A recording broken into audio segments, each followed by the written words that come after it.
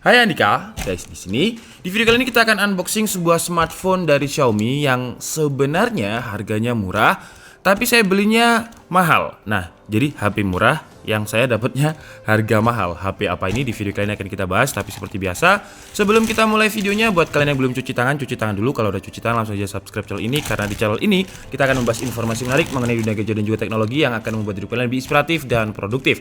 Dan BTW saya beli HP Xiaomi murah ini titip dari YouTuber Jupu Bang Effendi. Jadi terima kasih banyak buat kalian yang mungkin pengen melihat HP-HP yang menarik, kalian bisa langsung subscribe channelnya YouTuber Jupu. Nah, jadi ini ya HP-nya. Kira-kira HP apa yang sebenarnya harganya murah tapi jatuhnya kenanya mahal? Saya kasih clue ya, ini adalah HP dari Xiaomi.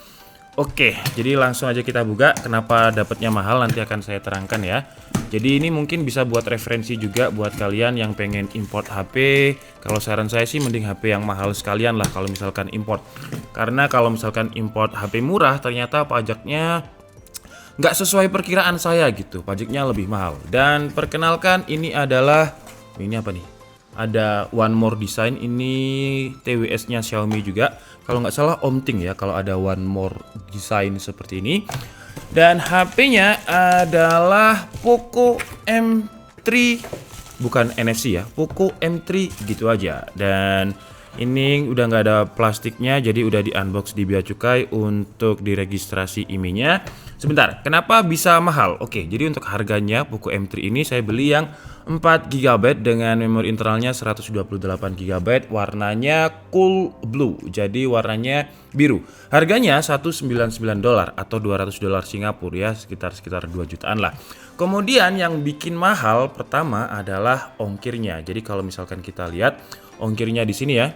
Nah, jadi kalau kalian lihat di sini untuk ongkirnya aja $70. Jadi harganya udah 2.700.000. Kemudian pajaknya berapa nih? Kalau misalkan sesuai kita bikin kasar aja 17,5%, 2.700.000 atau kita anggap 3 juta lah ya. 3 juta kalau kita bulatkan 20% aja, 3 juta itu mungkin sekitar 3 juta 600.000 lah ya, 600.000. Nah, ini pajaknya 685.000. Padahal tadi udah saya bulatkan loh ya. Mungkin nggak usah kita bulatkan deh, 2.700.000 dan dikali 17,5% kasarannya. Seharusnya di bawah sekitar 500.000 lah. Cuman ini 685.000. Padahal kalau misalkan saya beli iPhone kemarin yang 24 juta, pajaknya itu 3.600.000, 3.300.000. Jadi saran saya kalau misalkan mau import HP ya, mending yang mahal sekalian karena pajaknya bisa dibilang selisihnya nggak terlalu banyak lah untuk beli sebuah smartphone daripada kita beli yang harga $200 tapi pajaknya seperti ini. Jadi oke lah, langsung aja kita bahas. Ini nanti kalau misalkan dijual lagi, katanya ya kalau misal masuk Indonesia nanti harganya sekitar 1,8 untuk yang 464. Kalau yang 128 saya nggak tahu juga sih. Pokoknya sekitar 2 jutaan lah. Kalau misalkan di Singapura $200, sampai sini seharusnya juga sekitar 2 jutaan lah. Dan di dalamnya kita lihat ada buku panduan seperti ini, ada case-nya seperti ini, transparan. Dan di dalamnya lagi ada Poco M3-nya. Nah, seperti ini ya. Untuk bingkai kameranya dia mirip seperti OnePlus 8T Cyberpunk kalau saya lihat. Dan saya suka banget. Kenapa alasan saya beli walaupun dia sebenarnya murah, tapi tetap saya beli dengan harga yang cukup mahal. Karena saya suka banget dengan bingkai kameranya. Yang nanti kita bahas. Sekarang kita lihat dulu untuk adapternya. Ini kok versi Indonesia ya? Maksudnya versi Indonesia kok. Kalau Singapura biasanya itu kan 3 ya kakinya ya, tapi ini 2. Kemudian untuk maksimum outputnya coba kita lihat di sini.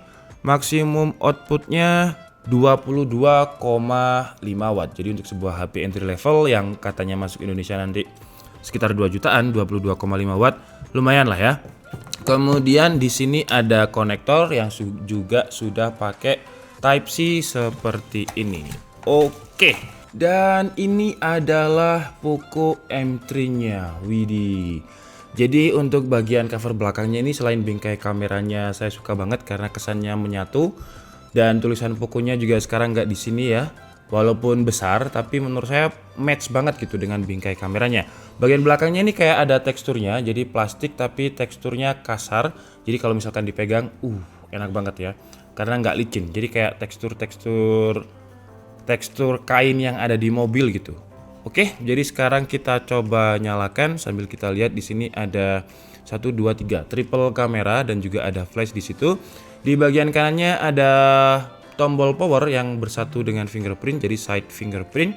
Kemudian ada volume up and down, kemudian di sini ada SIM tray, di bagian bawah ada konektor Type C, mic dan juga speaker. Speakernya apakah ada dua karena di sini juga ada speaker atau ini cuma speaker untuk telepon?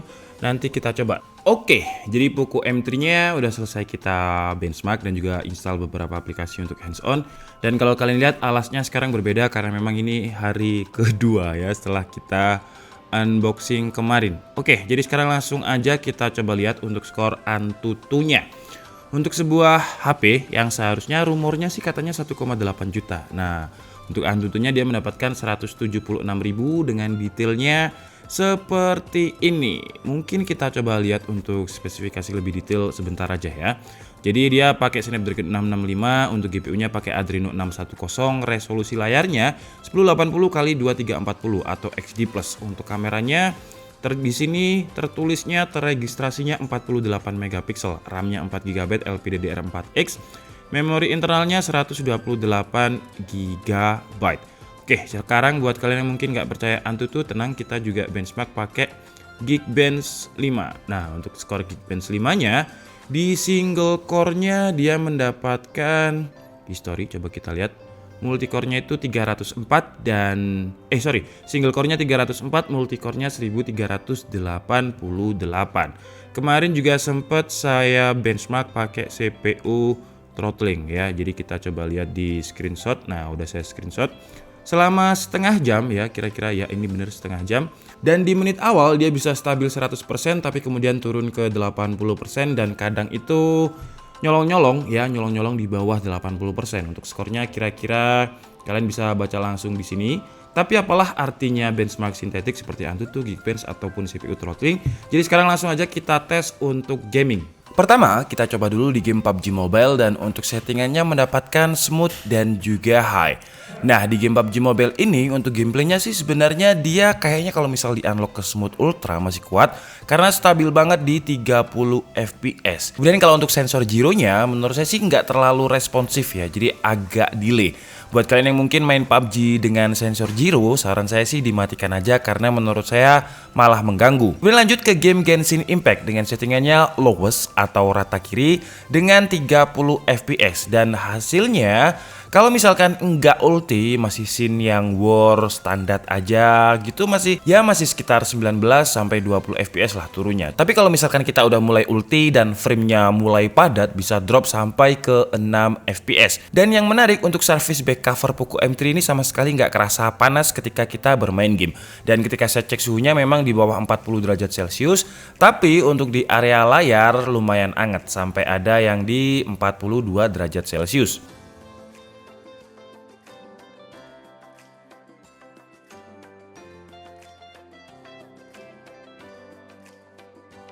Sekarang lanjut kita tes untuk multitouch-nya mungkin ya. Karena HP ini katanya ya rumornya itu kalau masuk ke Indonesia 1,8 juta. Kalau misalkan 1,8 juta Snapdragon 665 4 GB 128. Wow, itu udah Poco banget. Maksudnya Poco banget itu kayak udah membunuh semuanya lah ya. Kita coba lihat 1 2 3 4 5 6. Wih, udah pasti 10 nih kayaknya. 6 7 8 9 10. Nah, jadi dia support untuk 10 touch dan enak banget, maksudnya enak banget itu dia terregistrasi dengan cepat. Jadi kalau misalkan kita mau coba real drum ya udah pasti enak sih ya kalau support 10 touch. Kemudian tadi registernya juga cukup cepat, tapi langsung aja kita coba. Kadang ada kayak semacam double touch ya, sebentar ya. Nah itu kalau kalian denger ya. Nah itu tadi ya. Kalau kalian dengarkan kan saya ini bareng loh ya. Nah jadi seharusnya yang benar karena saya berbarengan inputnya itu suaranya seperti ini. Nah seperti ini seharusnya ya. Tapi kadang kayak ada satu yang terlambat. Nah itu. Nah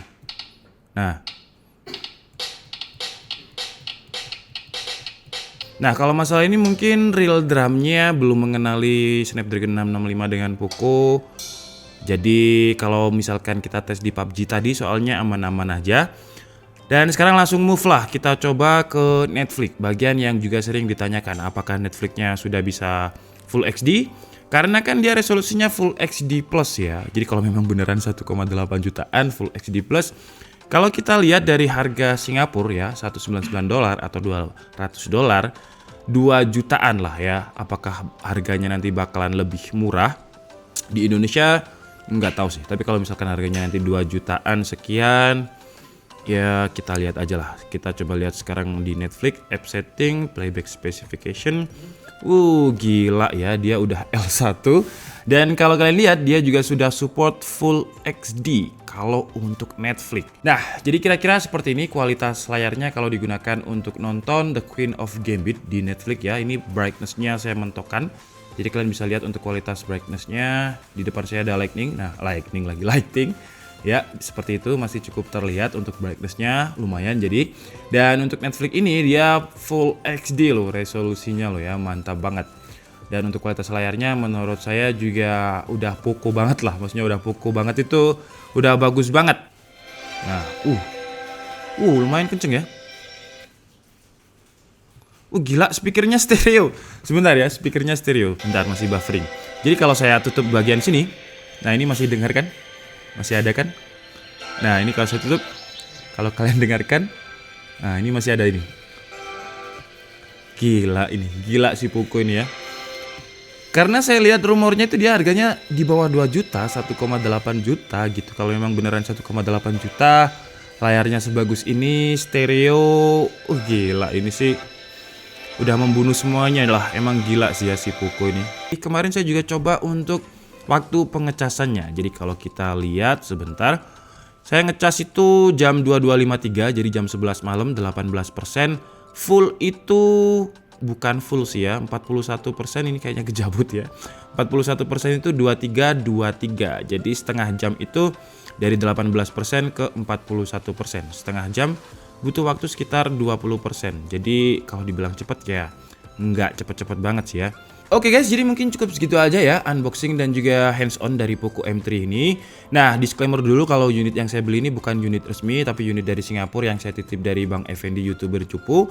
Yang saya sarankan nggak usah beli dulu ya, karena harganya jatuhnya lebih mahal. Jadi harganya $200 Singapura, sekitar 2 juta sekian, ongkirnya $70, kemudian pajaknya 685.000. Jadi kenanya itu hampir 3 juta loh. Jadi bukan masuk ke kelasnya entry level lagi. Jadi lebih ke mid range harga segitu. Kalau di Indonesia resmi kita udah dapat Poco X3 NFC. Sementara Poco M3 ini belum ada NFC-nya. Kalau secara desain, jujur saya lebih suka Poco M3 ini ketimbang Poco X3 NFC.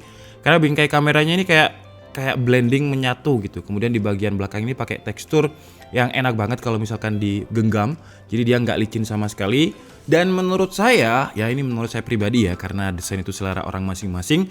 Menurut saya desain Poco yang paling bagus ya di bagian back cover ya, terutama ya Poco M3 ini. Karena kesannya kayak elegan dan mewah banget. Kalau misal nanti harganya beneran di bawah 2 juta, 1,8 jutaan, menurut saya bakalan gak kelihatan kalau ini adalah HP entry level. Karena desainnya itu bener-bener mirip seperti OnePlus 8T yang Cyberpunk yang harganya 10 juta lebih. Kebetulan nanti saya juga beli, kita tunggu aja unboxingnya.